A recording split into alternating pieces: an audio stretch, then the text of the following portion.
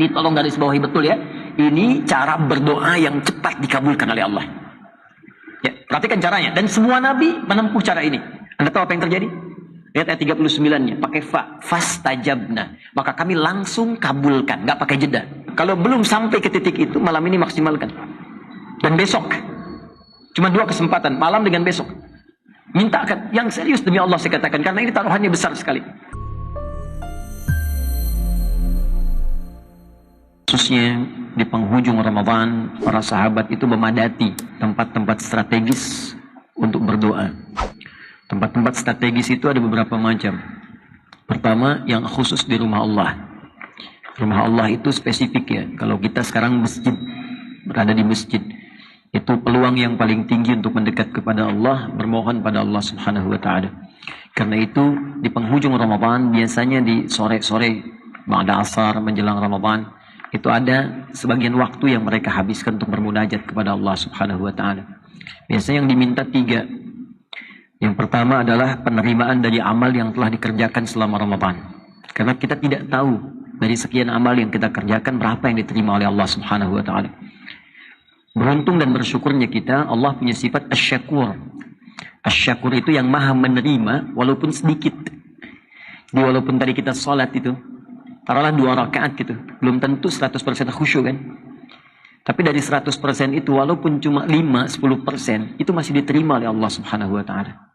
Karena itulah kita berbahagia Allah menampilkan sikap dan sifat asy-syakur. Sifatnya asy-syakur, sikapnya menerima dengan sifat itu segala hal yang terbaik dari hamba sekalipun hanya sedikit, dan berkenan menyempurnakannya, dan berkenan dengan menyempurnakannya. Jadi kita bermohon, salah satu cara menyempurnakan itu dengan berdoa. Ya, karena itu ada doa yang sampai kepada kita, wa tammim taqsirana ya Allah ya rabbal alamin. Taqabbal minna salawatina wa qiyamana wa ruku'ana wa sujudana wa takhasyu'ana wa tadarru'ana wa siyamana wa tammim taqsirana ya Allah ya rabbal alamin. Ya Allah, mohon terima selama Ramadan ya Allah, puasa kami, salat kami, rukuk kami, sujud kami, kekhusyuan kami, penghambaan kami, semua amal kami, dan kami memahami enggak semuanya mungkin ya Allah kami kerjakan baik dalam pandangan-Mu. Namun mohon Allah, jikapun ada yang Kau nilai kurang, mohon sempurnakan Allah. Kekurangan itu Allah. Sekali lagi dapat belas. Alhamdulillah. Mohon sempurnakan ya Allah kekurangan itu dengan segala kemuliaan dari sisi-Mu. Itu yang pertama. Yang kedua, memohon khusus ampunan kepada Allah Subhanahu wa Ta'ala. Karena ini spesifik. Hadis-hadisnya jelas dan tegas. Ya, jelas menampilkan tawaran ampunan setiap detik selama 30 hari Ramadan. Kalau kita lalui 30 hari ini. Hadisnya jelas di Al-Bukhari ada, hadis lain penguatnya ada, dan 3 redaksi ya yang disampaikan. Man shama Ramadhana imanan wa ihtisaban ghufira lahu ma taqaddama min dhanbi. 1. Man qama Ramadhana imanan wa ihtisaban ghufira lahu ma taqaddama min dhanbi. 2. Man qama lailatul qadri imanan wa ihtisaban ghufira lahu ma taqaddama min dhanbi. 3. Sehingga saking jelasnya ini Nabi sendiri mempraktekkan. Setiap malam beliau memohon kepada Allah, khususnya di jeda-jeda antara 2 rakaat salat tarawih itu. Allahumma innaka afuwun tuhibbul afwa fa'fu anni. Ya. Siapa yang menunaikan puasa Ramadan, siapa yang menunaikan qiyam malam di malam-malam Ramadan, siapa yang salat bersamaan dengan malam Al-Qadar, dia kerjakan dengan penuh keyakinan iman karena Allah, kemudian berintrospeksi diri. Jadi sholat yang benar itu bukan sekedar kita tunaikan, khususnya di malam-malam Ramadan, di waktu-waktu Ramadan, tapi diisikan dengan perasaan khusyuk kita. Dan hadisnya mengatakan wahtisaban, ikhlas, sekaligus ada unsur muhasabahnya. Diisikan penghambaan pada Allah Subhanahu wa Ta'ala. Ya, di situ kita bermohon kepada Allah, di antaranya ampunan dosa. Karena itu banyak dalam bacaan sholat itu mengandung permohonan ampunan kepada Allah sejak iftitah. Allahumma ba'id baini wa baina khataaya, itu kan minta dihapuskan kesalahan, minta ampun. Ataupun yang menggunakan wajah itu kan di antara kalimat nanti ke ujung setelah wa ana minal muslimin atau wa ana awwalul muslimin, ya, ada kalimatnya Allahumma innaka anta rabbi wa ana 'abduk. Allahumma zalamtu nafsi wa ataraftu bi dhanbi faghfirli fa innahu la yaghfiru dhunuba illa ant. Ya Allah, aku akui aku banyak berbuat salah. Aku hamba-Mu yang zalim ya Allah. Dan aku akui begitu banyak dosaku. Sedangkan Kau menetapkan ya Allah, hanya Engkau yang maha mengampuni segala dosa. Maka dengan sifatmu ya Allah yang maha pengampun, aku mohon segala ampunanmu. Itu baru iftitah. Belum ketika kita dalam rukuk, dalam sujud, duduk di antara dua sujud, itu kalimat ighfirli, minta ampun ada. Subhanakallahumma bihamdika Allahumma ighfirli, Rabbi ighfirli, warhamni, wajburni, dan seterusnya. Minta ampun. Nah, orang kalau minta ampun kan merasa banyak salah kan? Gak mungkin orang minta ampun kalau gak merasa punya dosa. Anda minta maaf pada orang karena merasa ada yang salah. Kita minta ampun kepada Allah karena merasa punya dosa. Jadi kalau cuma di lisan ya Allah ampuni tapi nggak merasakan dosanya apa, itu getarannya kurang ke jiwa. Karena itulah kemudian hal yang paling penting kita pastikan kita mendapat ampunan Allah Subhanahu wa taala. Kalau belum sampai ke titik itu, malam ini maksimalkan. Dan besok. Cuma 2 kesempatan, malam dengan besok. Mintakan yang serius demi Allah saya katakan karena ini taruhannya besar sekali. Ya, Nabi katakan ghufira lahu ma taqaddama min dzambi. Berpeluang diampuni semua dosa. Dan ini cuma Ramadan. Taubat, minta ampun sama Allah. Dan doakan orang sekitaran kita. Semua orang tanpa kecuali. Hei, siapa yang menginginkan orang lain larut dalam keburukan? Hah? Hanya orang yang kurang bersih hatinya yang menginginkan orang-orang lain terjebak dalam keburukan, kemungkaran. Betapa sering kita pikirkan karena beda pendapat dengan kita, dia harus celaka. Dia harus buruk. Dia harus tertinggal dalam aspek apapun. Sosial, politik, ekonomi, apa, macam-macam. Sepanjang dia beriman, doakan. Yang belum beriman pun kita doakan supaya Allah berikan hidayah. Pelaku maksiat kita doakan supaya taubat. Dan diri kita bermohon kepada Allah. Biasanya jadi wasilah. Kalau kita pandai mendoakan orang lain, nanti ditarik kemudian kemuliaan itu untuk menjadikan ampunan turun kepada kita. Minta. Ini kenapa saya penting sampaikan? Karena nanti yang terakhir tegas. Yang tadi jelas sekarang tegas. Ini karena dibentangkan 30 hari. Setiap detik. Selama 30 hari. Malaikat Jibril langsung memberikan satu penekanan yang kuat. Ini saya ulang-ulang, saking pentingnya ini saya sampaikan. Nabi pernah naik ke atas mimbarnya untuk memberikan tausiah. Mimbar Nabi itu ada 3 gundukan. Ya, 3 step kayak tangga gitu. 1, 2, 3. Itu begitu naik setiap tangganya, Malaikat Jibril memberikan statement. Perhatikan di antara statementnya. Raghima anfu rajulin. Sungguh kotor hidung seseorang itu. Ini bahasa kiasan, ungkapan. Ya, bu'dan maknanya. Bu'dan, sungguh tercela, jauh. Jadi di Arab itu kalau ingin menunjukkan seseorang yang tercela, itu hidungnya itu penuh dengan debu kotor. Ya. Makanya dulu di masa Batavia, JP Kuhn itu ketika memerintah di Jakarta, ya, ada sepupu dia selingkuh, ya, dengan salah seorang prajurit yang jaga. Ketika selingkuh itu dihukum. Nah, dipraktekkan pada masa itu. Yang perempuannya dirajam, yang laki-lakinya dihukum di depan, dirajam juga. Tapi sebelum kemudian dihukum, diberikan tanda ke masyarakat supaya jangan berbuat seperti ini. Dicorenglah kemudian dengan arang hidungnya. Maka dikenallah istilah hidung belang. Itu hasil dari situ. Dibaca sejarah, baca sejarah. Ya. Hasilnya dari situ dikenal dengan istilah hidung belang. Ya. Maka saya ingin kembali. Itu kata Malaikat Jibril kalau kita ingin tafsirkan hidung belang. Ya, dalam konteks ini tercela. Menunjuk perbuatan yang sangat tercela. Sungguh keterlaluan di tafsir hadis lain. Dan keterlaluan katanya. Liman adraka Ramadhan falam yughfar lahu. Orang yang disampaikan oleh Allah ke bulan Ramadan tapi tak mampu diampuni dosa-dosanya. Ya, orang lain gak sempat sampai. Kita sampai. Begitu sampai gak dimanfaatkan. Sekali gak dikasih, sekali dikasih Anda gak manfaatkan, ada kesempatan kedua. Kedua gak dapat, ada ketiga. Tapi 30 hari diberikan gak dimanfaatkan. Keterlaluan kata malaikat. Tapi yang paling menarik kata Nabi, amin. Kabulkan ya Allah. Kabulkan. Ini yang paling bahaya. Hati-hati ya. Hati-hati dengan kalimat ini. Nabi katakan amin. Kabulkan ya Allah. Biasanya Nabi yang berdoa, malaikat mengaminkan. Ini kebalik. Malaikat yang berdoa, Nabi yang mengaminkan. Ini ada di Al-Mustadrak. Al-Mustadrak ini termasuk sahih.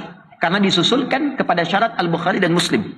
Saya sering sampaikan di ilmu hadis, Imam Al-Bukhari meninggal, gak semua hadis terkumpulkan. Imam Muslim datang, ya melengkapi sebagiannya. Imam Muslim meninggal, ada banyak hadis yang belum dikumpulkan. Makanya datang kemudian Imam Al-Hakim An-Naisaburi mengeluarkan kemudian beberapa syarat-syarat khusus di Al-Bukhari dan Muslim. Dari syarat ini dikumpulkan lalu dicarilah hadis sesuai dengan kualifikasi tadi, syarat yang tadi. Maka ditemukan hadis-hadis diantaranya hadis tadi. Disusulkanlah kemudian ke dalam Al-Bukhari dan Muslim. Disusulkan dalam bahasa Arab disebut Al-Mustadrak namanya. Maka diberi nama kitabnya Al-Mustadrak kayak karya Al-Hakim An-Naisaburi. Karena itu di penghujung-hujung Ramadan, malam-malam ujungnya. Kemudian nanti di penghujung ba'da asar menjelang ke maghribnya banyak yang bersimpuh kepada Allah. Di antara sahabat banyak nangis. Ya, satu, tadi memohon kepada Allah menerima amal ibadah. Kedua, diampuni dosa. Dan yang ketiga, ini yang paling penting. Diberikan kesempatan untuk konsisten mempraktekkan hasil Ramadan di 11 bulan mendatang. Ya, awas hati-hati karena nanti ciri keberhasilannya pasca Ramadan, bukan saat Ramadan. Orang yang berhasil bukan saat trainingnya, saat mempraktekkan hasil training itu. Jadi kalau Anda ikut pelatihan di kepegawaian, di perusahaan, itu akan diduga dinilai berhasil pasca selesai training. Bagus nggak tampilan kerjanya? Kalau nggak bagus nanti nggak masuk kerjanya, dievaluasi. Sama persis dengan kita saat Ramadan. Kalau kita ingin membuktikan kepada Allah berhasil pasca Ramadan, ya, litasyi'a, untuk meluas fawaid Ramadan fi jami'il awqat. Semua manfaat Ramadan di setiap waktu. Itu faedahnya kemuliaan satu waktu. Masjid tempat pertama. Kalau masih ada tempat nanti besok ya, setelah selesai misalnya pagi-pagi zikir pada Allah, siang kalau nanti mau meninggalkan i'tikaf ke tempat masing-masing, boleh ke rumah, mampir dulu misalnya di masjid dekat rumah, boleh asarnya, atau mau selesaikan di sini tidak ada masalah. Atau kalau tidak sempat, kalau di beberapa masjid ada protokolnya, zona merah yang sangat kuat dan kita menghormati itu, maka ambil di rumah dengan spesifik satu tempat. Apa tempatnya? Mihrab namanya. Ya, apa namanya? Mihrab. Nah, saya ingin luruskan persepsinya, mihrab itu bukan hanya tempat untuk imam di sini, bukan. Mihrab asalnya tempat khusus yang kita tujukan hanya untuk kepentingan ibadah saja. Untuk ibadah. Dan mihrab ini punya keistimewaan. Kalau dikhususkan untuk ibadah, maka dia memiliki dua keistimewaan yang sangat dahsyat. Bahkan tiga. Satu, mempercepat terkabulnya doa. Yang kedua, mempercepat datangnya rezeki.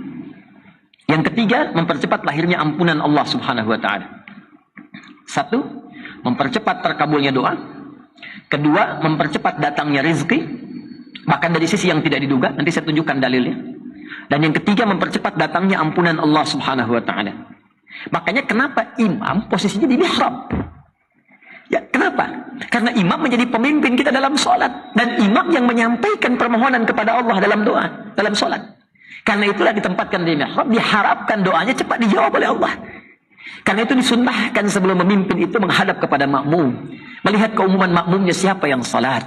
Adakah orang yang dalam perjalanan? Adakah orang yang terlihat dalam kesulitan? Adakah orang-orang anak kecil yang tidak mampu berdiri lama dan sebagainya? Lalu meletakkan surat terbaik, mohon kepada Allah termasuk dalam sujudnya. Ya. Nah, mihrab ini itu tidak hanya bisa kita khususkan di masjid, boleh kita tempatkan di rumah. Jadi selain bikin musalla agak besar lagi kalau di rumah misalnya, boleh di antara itu ada mihrab, tidak harus luas, tidak harus ruangan. Ada ruangan, alhamdulillah. Nggak ada ruangan, bentangkan sehamparan sejadah. Cuma kita niatkan untuk mihrab. Kalau sudah mihrab tempatnya, ya, jadi mihrab itu yang tersekat namanya. Ya, yang tersekat. Bisa dengan konteks tekstual, disekat ya, dengan pintu, dengan ruangan. Bisa jadi majas. Ya. Artinya apa? Kita bentangkan sejadah, cuma sekat dengan area sejadah itu. Nggak boleh kita berlaku di situ selain ibadah. Makanya handphone keluarkan. Ya. Jangan ngobrol, jangan macam-macam dunia, makan macam-macam, apalagi besok kan masih puasa, handphonenya keluarkan, lu fokuskan ibadah di situ. Kalau bisa kita lakukan, apa yang terjadi? Perhatikan teman-teman sekalian, ini yang dilakukan oleh Imran dengan Hannah. Sampai diabadikan dalam Al-Quran di ayat 37. Saat Imran dengan Hannah itu bukan Nabi, bukan Rasul. Makanya diberi oleh Allah contoh yang bukan Nabi, bukan Rasul, supaya kita tiru. Dan Anda tidak berkata, itu kan Nabi, itu kan Rasul. Sekarang Allah sebelum kita bertanya menjelaskan, ini bukan Nabi, bukan Rasul. Disiapkan Maryam untuk menjadi hamba yang saleh. Ya, salihah, dekat dengan Allah, rajin ibadah. Apa yang terjadi? Diberikan salah satu mihrab. Selain dibimbing oleh orang yang saleh dan pintar. Jadi kalau anak kita mau dekat dengan Allah, carikan orang yang saleh dan pintar. Bukan pintar saja, tapi saleh. Bukan saleh saja, tapi pintar. Saat itu yang paling pintar dan saleh Nabi Zakaria. Sekolahkan di tempat yang mendekatkan kepada Allah. Maaf, lompat sedikit saja. Anda ingin anak Anda dekat dengan Allah, rajin sholat. Tapi Anda sekolahkan di tempat yang tidak mengajarkan sholat. Kan tidak nyambung. Anda ingin anak Anda ahli Quran. Tapi disekolahkan di sekolah yang bahkan tidak mengajarkan Quran. Kan tidak nyambung. Nah, sekarang kembali, mihrab. Begitu dibuatkan mihrab oleh Imran dan Hannah, apa yang terjadi? Ayat 37 saya bacakan cepat. Fataqabbalaha rabbuha biqabulin hasanin, maka diterimalah ikhtiar itu oleh Allah. Jadi baru kita bikin dengan niat yang ikhlas. Innamal a'malu binniyat. Kembali ke niat kita. Begitu kita ikhlaskan karena Allah, diterima oleh Allah. Wa ambataha nabatan hasana wa kafalaha Zakaria. Kisah Maryam, Lalu dirawat oleh Nabi Zakaria, diperhatikan tadi yang saya sampaikan. Ya, apa yang terjadi? Diperhatikan oleh Allah. Jadi orang-orang yang spesifik menyiapkan diri untuk mendekat kepada Allah dapat perhatian Allah. Dan tidak mudah mendapatkan perhatian Allah. Anda ingin mendapatkan perhatian pimpinan di kantor, di perusahaan, atau dalam kehidupan sosial, mencari sesuatu kan? Kita sekarang mendapat perhatian Allah itu mahal. Maka ketika perhatian Allah diberikan, apa yang terjadi? Kullama dakhala 'alaiha Zakariyal mihrab wajada 'indaha rizqa. Qala ya Maryam anna laki hadha? Qalat huwa min 'indillah. Innallaha yarzuqu man yasha' bighairi hisab. Setiap kali Nabi Zakaria masuk ke mihrab itu, mendapati semua kebutuhan Maryam, rizki. Tadi yang saya katakan, mihrab mempercepat datangnya rizki. Ditanya oleh Nabi Zakaria, dari mana semua ini? Saya kan baru mengantarkan makanan, ada makanan. Saya mau mengantarkan baju ganti, sudah ada baju ganti. Semua ada. Dia berkata, Maryam berkata, semua dari Allah. Allah akan memberikan rizki tanpa batas pada siapa yang dia kehendaki. Ini saya mau ajarkan fikihnya sedikit, mohon izin ya. Atau menyampaikan, maksud saya menyampaikan apa yang guru kami pernah ajarkan. Ya, mohon maafkan saya, menyampaikan kembali apa yang guru kami pernah ajarkan. Perhatikan baik-baik. Kalau ada kalimat begini di Quran, mayyasha, mayyasha, siapa yang dikehendaki. Maka jangan batasi ayat itu pada keterangan kisahnya. Karena kaidah di ulumul Quran bab asbabun nuzul mengatakan al-ibratu bi'umumil lafzi la bi khususis sababi. Hikmah itu, keutamaan itu, kebaikan itu sepanjang tidak dikhususkan lafadznya pada kejadian tertentu, maka dia berlaku umum walaupun kisahnya dicontohkan pada satu kasus. Jadi cara memahaminya begini, kata Maryam, Allah akan memberikan rizki kepada siapapun yang dia kehendaki. Jangan batasi dengan Maryam. Caranya adalah, jadilah orang yang termasuk dikehendaki oleh Allah seperti Maryam. Itu caranya. Nah ini yang dibaca Nabi Zakaria. Saya mau masuk pada bagian kedua kemuliaan mihrab. Nabi Zakaria baca, oh Maryam dikehendaki oleh Allah. Dapat sesuatu tanpa batasan. Bi ghairi hisab, tanpa batas. Qadar Allah, Nabi Zakaria pada saat itu punya keterbatasan. Kata medis, secara klinis gak mungkin punya keturunan. Istrinya divonis maaf, menopause dan mandul, beliau sudah sepuh. Rambut memutih, fisiknya sudah letih. Maka apa yang beliau simpulkan? Saya walaupun nabi, ada satu yang saya belum punya, seperti Maryam. Apa itu? Mihrab khusus. Maka sholatlah di situ, minta sama Allah. Ini yang mau saya katakan, mihrab mempercepat terkabulnya doa. Maka ayat 38-nya Nabi Zakaria sholat di situ. Hunalika da'a Zakaria rabbah. Maka Nabi Zakaria sholat di situ bermohon kepada Allah Rabbnya. Qala Rabbi habli min ladunka dzurriyyatan thayyibah. Ini tolong garis bawahi betul ya. Ini cara berdoa yang cepat dikabulkan oleh Allah. Ya, perhatikan caranya. Dan semua nabi menempuh cara ini. Saya keluarkan dari Al-Quran. Ya, saya sedang siapkan satu buku. Ya, doa-doa nanti dalam Al-Quran yang pernah dipraktekkan para nabi dan rasul. Kemudian di ujungnya ditutup statementnya oleh Allah. Bila ada yang mencontoh ini, maka Allah akan mengabulkan dengan pengabulan yang sama seperti yang dikabulkan pada sebelumnya. Nah, qala Rabbi habli. Pertama, ya Allah yang maha pemberi tanpa batas. Ya, nanti kalau besok berdoa atau malam nanti berdoa, maka saya sarankan berdoa ya dimulai dengan al-asmaul husna. Mengamalkan Quran surah ke-17 ayat 110. Qulid'ullaha awid'ur rahman ayyamma tad'u falahul asmaul husna. Kalau punya kebutuhan sebut nama Allah, minta berdoa. Sebut namanya Ar-Rahman, atau kalau Anda tahu, sebut salah satu nama Allah yang terbaik yang Allah berikan kepada kita sesuai kebutuhan kita. Jadi Allah itu membentangkan nama, bukan sekedar nama, yang menjawab semua kebutuhan kita. Jadi kalau Anda butuh rezeki, sebut namanya, ya Allah ya Razzaq. Kalau butuh pengetahuan ditambah, ya Allah ya Alim. Kalau butuh perlindungan, ya Allah ya Jabbar. Kalau butuh kesabaran, ya Allah ya Sabr. Ya. Maka Nabi Zakaria kan tadi divonis terbatas, gak mungkin punya keturunan. Maka beliau mesti menyebut nama Allah pemberi tanpa batasan. Nama Allah yang memberi tanpa batas disebut Wahhab namanya. Wahhab. Permintaan dalam bentuk permintaan tolab namanya hab. Untuk sendiri li, untuk banyakkan lana. Rabbana habli, Rabbana hablana min azwajina dan seterusnya. Maka beliau minta habli. Dzalika da'a Zakaria rabba qala rabbi habli, ya Allah yang Maha pemberi tanpa batas. Mereka mengatakan aku punya keterbatasan. Aku memohon kepadamu yang tidak punya batas dalam pemberian. Dzurriyyatan thayyibah. Ya, Rabbi habli min ladunka dzurriyyatan thayyibah. Dari sisimu saja ya Allah. Karena mereka mengatakan mustahil. Tahrif ini lafadznya khususkan ke kita. Ya Allah, mereka mengatakan aku mustahil sembuh ya Allah. Ya Allah, mereka mengatakan masalahku di rumah mustahil tidak selesai ya Allah. Ya Allah, mereka mengatakan aku tidak mungkin mendapat pekerjaan ya Allah. Ya Allah, mereka mengatakan tidak mungkin masalah selesai. Sedangkan hanya Allah pemberi tanpa batas. Aku meyakini ya Allah. Aku meyakini hanya Engkau yang memberi solusi tanpa batas. Aku mohon solusi darimu saja ya Allah ketika mereka katakan tidak mungkin diberikan. Innaka sami'ud du'a. Perhatikan cara menerjemahkannya. Ini beda dengan terjemahan di tafsir ya. Innaka sami'ud du'a. Sungguh aku meyakini hanya Engkau yang mampu mengabulkan doa. Kalau pada yang maha mengabulkan doa saja, yang maha mendengar doa tidak dikabulkan, lantas kepada siapa lagi aku mesti meminta? Anda tahu apa yang terjadi? Lihat ayat 39-nya, pakai fastajabna. Maka kami langsung kabulkan, nggak pakai jeda. Karena itu besok, kalau nggak di masjid, ya menjelang ba'da asar, boleh jeda sebentar, gitu kan? Tilawah, zikir, istighfar. Nanti menjelang ke maghrib itu enak tuh suasananya. Anda akan dapatkan keheningan tersendiri dalam hati itu. Ada getaran. Memang kadang-kadang ada kesedihan. Tapi juga disertai kebahagiaan. Seperti pertanyaan saudari kita beberapa waktu lalu itu. Ada kesedihan tapi ada kebahagiaan. Setelah itu tiba kemudian ada air mata. Begitu air mata mengalir, sertai dengan doa. Disitulah titik bagaimana Allah memberikan rahmat kepada kita. Minta ampunan, minta kabulkan doa. Maka silahkan lihat bagaimana reaksinya. Ya. Yang di rumah kalau sudah pulang esok misalnya asar mau buka dengan keluarga, ini biasa di akhir-akhir biasanya kalau i'tikaf selesai ya, di antara sahabat juga ba'da asar ada yang keluar ya, kemudian memperbanyak takbir kepada Allah, kemudian baru kembali lagi untuk berzikir memohon ampunan di penghujung menjelang maghrib. Silahkan lakukan di mihrab duduk. Nah ini yang kedua ya. Nah kemudian persiapan setelah itu takbir udah senang. Saya dengan teman-teman tuh dulu masya Allah ya, setiap Ramadan tuh suka teman-teman kabari lagi, ayo yuk masuk yuk masjid gitu. Gak usah pimpin macam-macam, gak usah berjamaah, sendiri-sendiri aja. Sampaikan, ada yang ke pojok, ada yang di mana masing-masing gitu. Ada kebahagiaan tersendiri lah, terutama ketika adzan begitu di puncaknya, air mata mengalir, Allahu Akbar, Allahu Akbar. Tiba-tiba kemudian kita mengatakan Allahu Akbar, Allahu Akbar. Ramadannya sudah selesai. Tapi ada bahagia gitu. Nah, baru setelah itu sirna, ba'da isya kita bisa bertakbir gitu. Allahu Akbar, Allahu Akbar, Allahu Akbar.